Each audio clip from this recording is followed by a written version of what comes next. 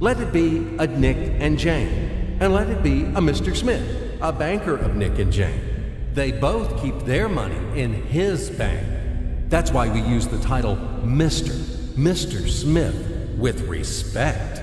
Nick really wants to buy, well, let's say Jane's bicycle, but he has no money.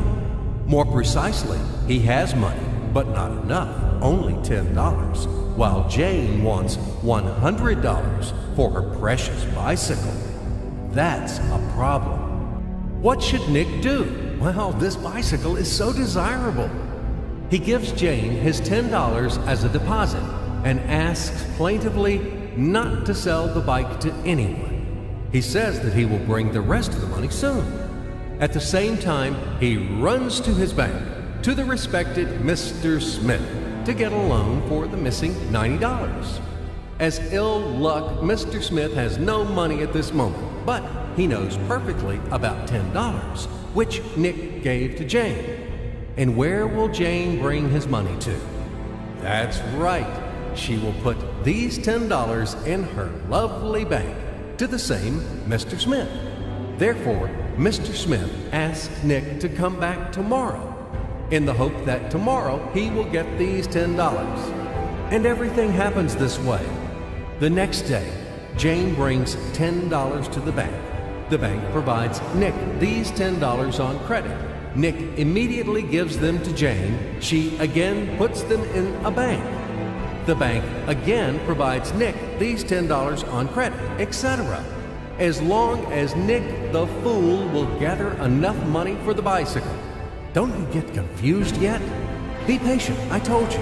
These demons have been trying to confuse you during 1,000 years. These damn economists and financiers. But anyway, we will figure everything out. So what do we have in the end? Nick finally got the bike from Jane. Wow!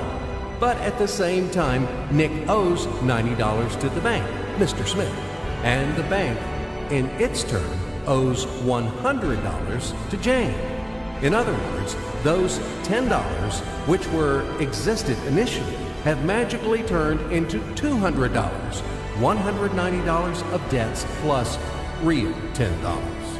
But these $10 would also turn into $1,000, even in $1 million or $1 billion, if Nick would make a more expensive purchase.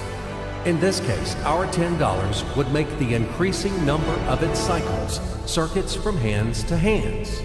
That's it. So, what happens in today's world? SOS! It appears that banks also make money out of thin air and multiply them. Not only Fed can produce money, but banks either.